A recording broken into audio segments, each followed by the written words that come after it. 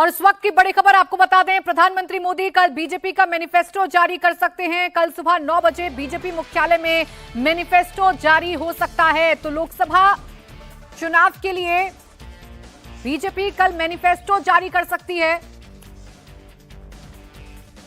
ये इस वक्त की बड़ी खबर आपको बता रहे हैं। भारतीय जनता पार्टी कल अपना मैनिफेस्टो जारी कर सकती है। कल बीजेपी मुख्यालय से मैनिफेस्टो जारी हो सकता है। ये बड़ी खबर इस वक्त आपको बता रहे हैं। चुनाव नजदीक आ चुके हैं। पहले फेज के चुनाव से ठीक पहले कल प्रधानमंत्री नरेंद्र मोदी अपना मैनिफेस्टो जारी कर सकते हैं। आप सबकी निगाहें इसी बात पर है कि बीजेपी इस बार क्या बड़ा ऐलान अपने मैनिफेस्टो में करेगी। अपने घोषणा पत्र में कौन से वादे हैं जो बीजेपी जनता के साथ करेगी। इससे पहले अपने मैनिफेस्टो में शामिल तमाम बड़े वादों को भारतीय जनता पार्टी निभाने का दावा करती है।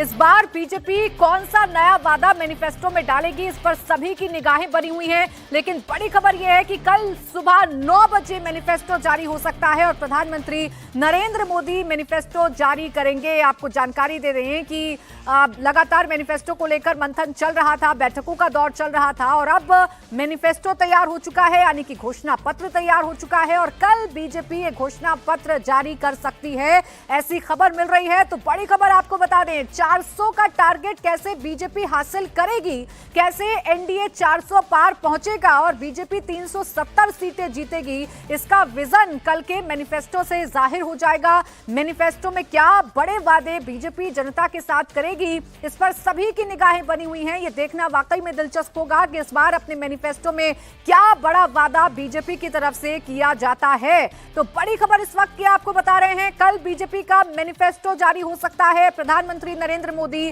कल बीजेपी का मैनिफेस्टो जारी कर सकते हैं। इससे पहले कांग्रेस अपना घोषणा पत्र जारी कर चुकी है, जिस पर बीजेपी ने मुस्लिम लीग का घोषणा पत्र होने के आरोप लगाए थे और अल्पसंख्यकों का जिक्र कई बार किया गया, ऐसे आरोप बीजेपी ने लगाए थे। अब जब कल बीजेपी अपना मैनिफेस्टो जारी करेगी, अपना घोषणा पत्र जारी करेगी, तो ये देखना वाकई दिलचस्प होगा कि क्या बड़ा वादा या क्या नई बात अपने घोषणा पत्र में बीजेपी की तरफ से की जाती है। देखिए, 2047 तक भारत को विकसित देश बनाना है, ये तो पीएम अपने हर मंच से कहते हैं, अपने हर चुनावी रैली से कहते हुए नजर आते हैं। उसके विजन की झलक कल घोषणा पत्र में मिल सकती है। इसके अलावा बीजेपी का जो मिशन है या बीजेपी के जो बड़े वादे हैं, बीजेपी की जो विचारधारा है, उससे जुड़ा हुआ क्या वादा मैनिफेस्टो में किया जाता है, ये देखने वाली बात होगी। इससे पहले बीजेपी के मैनिफेस्टो में राम मंदिर की बात कही जाती रही है, सीए की बात कही जाती रही है, 370 की बातें बीजेपी के मैनिफेस्टो में कही जाती रही है। यूसीसी को लेकर बीजेपी अपने वादे को लगातार दोहराती रही है। इनमें से कई वादों को बीजेपी पूरा कर चुकी है। भव्य राम मंदिर बनकर तैयार हो गया है, सीए लागू हो चुका है, यूसीसी को लेकर भी कमेटी गठित कर दी गई है, यूसीसी को लेकर भी बीजेपी कदम उठा चुकी है, 370 जम्मू कश्मीर से बीजेपी हटा चुकी है। अब कल जब मैनिफेस्टो आएगा तो इसमें भारतीय जनता पार्टी क्या बड़ा वादा करती है, बीजेपी क्या जनता के सामने अपना विजन रखती है, ये देखना काफी अहम हो जाता है। क्योंकि इस बार बीजेपी न सिर्फ जीतने के लिए चुनाव लड़ रही है, बल्कि रिकॉर्ड कायम करना चाहती है। बीजेपी 400 से ज्यादा सीटें बीजेपी हासिल करना चाहती है, पूरा एनडीए हासिल करना चाहता है। और इसके लिए रोड मैप क्या होगा बीजेपी का, क्या विजन होगा बीजेपी का, ये कल पूरे देश के सामने आएगा। 19 अप्रैल फर्स्ट फेज की वोटिंग से ठीक पहले कल प्रधानमंत्री नरेंद्र मोदी मैनिफेस्टो जारी कर सकते हैं, घोषणा पत्र जारी कर सकते हैं। कल सुबह 9 बजे बीजेपी का घोषणा पत्र जारी हो सकता है। ये बड़ी खबर इस वक्त की आपको बता रहे हैं हमारे पॉलिटिकल एडिटर देवेंद्र पाराशर हमारे साथ जुड़ गए हैं। देवेंद्र, कल तक का इंतजार, कल बीजेपी का मैनिफेस्टो जारी हो सकता है, क्या बड़ी संभावनाएं हैं इस घोषणा पत्र से? तो देवेंद्र के पास जाएंगे, उनसे समझेंगे कि क्या सुगबुगाहट है बीजेपी के घोषणा पत्र को लेकर, 400 पार के मिशन को लेकर बीजेपी क्या बड़े वादे इस घोषणा पत्र में कर सकती है।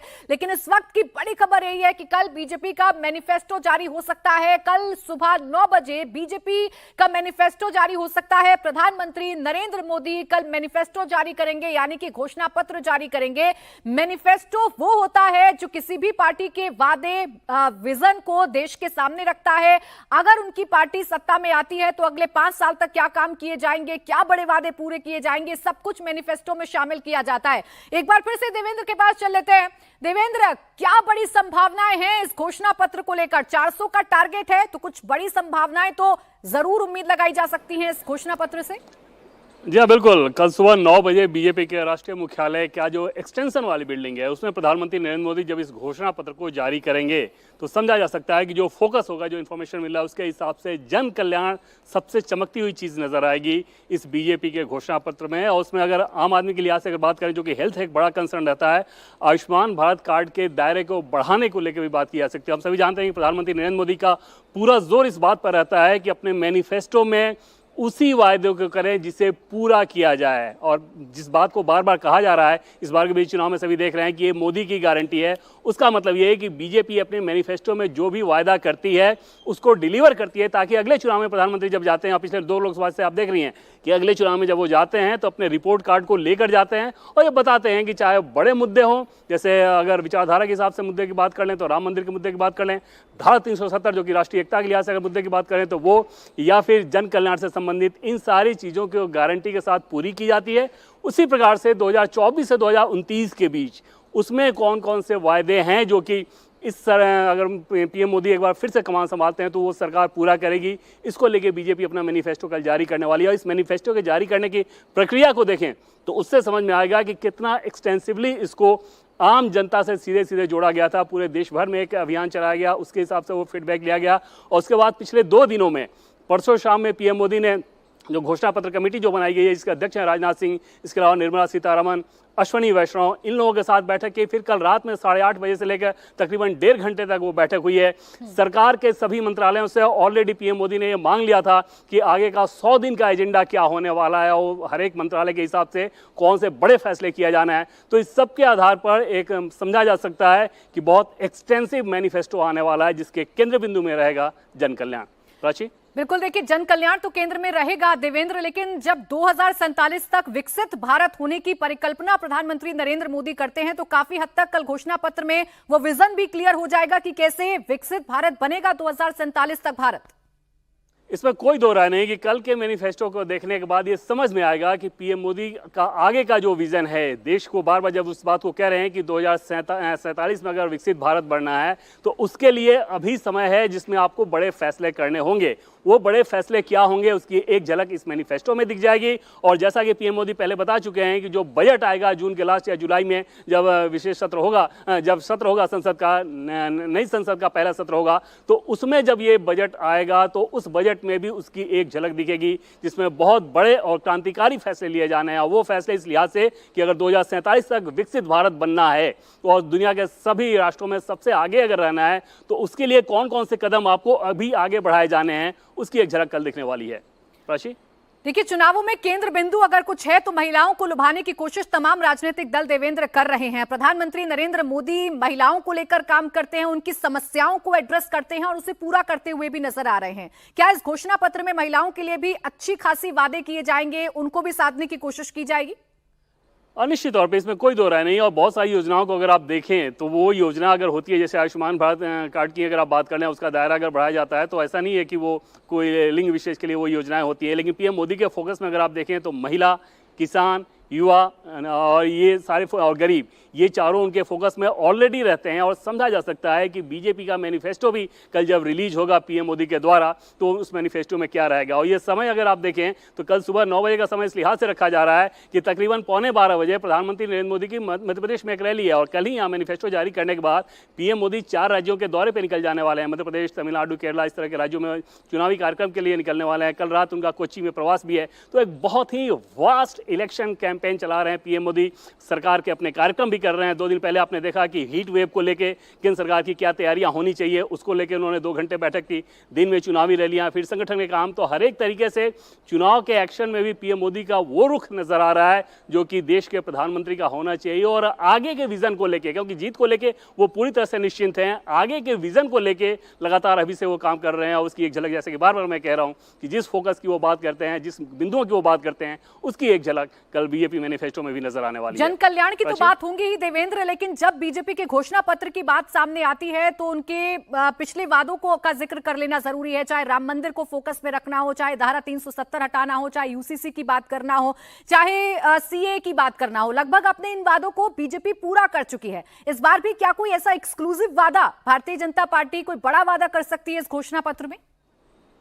और देखिए, अगर ज्ञानवापी अगर बात कर लें, बनारस वाले काशी विश्वनाथ वाले मंदिर की बात कर लें, तो वहाँ पर जो एक चीज़ है जिसका इंतजार है कि क्योंकि वो मामला कोर्ट में है, तो अब समझा जा सकता है कि उस रूप में कोई ऐसा वायदा नहीं होगा, उसी रूप में उस बात का जिक्र किया जा सकता है। मथुरा को लेकर भी बहुत सारी चीज़ें कही जाती हैं, वो भी क्योंकि कोर्ट के रास्ते ही वो तय होना है, तो उसके बाद जिक्र किया जा सकता है। लेकिन जो बड़ा फोकस होगा, जो कि नैरेटिव बनाने की कोशिश की जाएगी, वो जन कल्याण ही होगा, ऐसा सोर्सेज हमें लगातार इस बात को बता रहे हैं। हाँ, सांस्कृतिक राष्ट्रवाद के हिसाब से बात कर लें, बीजेपी के विचारधारा के हिसाब से बात करें, तो वो एक अहम बिंदु तो रहता ही रहता है, लेकिन पूरा जो फोकस होगा, जिसमें आप कहें कि न्यूक्लियस क्या है इस मैनिफेस्टो का, तो वो न्यूक्लियस हमें बताया गया है कि वो जन कल्याण रहेगा। ठीक है, 24 का फोकस क्या होगा? कैसे प्रधानमंत्री नरेंद्र मोदी अगर सत्ता में आते हैं तो अगले 5 साल तक देश को चलाएंगे, ये अपनी मैनिफेस्टो में कल बीजेपी की तरफ से जाहिर कर दिया जाएगा। शुक्रिया आपका देवेंद्र तमाम जानकारी के लिए। तो कल सुबह प्रधानमंत्री नरेंद्र मोदी बीजेपी का चुनावी घोषणा पत्र जारी करेंगे। वहीं आज बिहार में आरजेडी ने लोकसभा चुनाव 2024 के लिए मैनिफेस्टो जारी कर दिया है। तेजस्वी यादव ने 24 के लिए 24 जन वचन जारी किए हैं। तेजस्वी यादव ने वादा किया है कि 1 करोड़ युवाओं को नौकरी दी जाएगी, गरीब बहनों को 1 लाख की मदद दी जाएगी, 500 रुपए में गैस सिलेंडर का भी वादा किया गया है।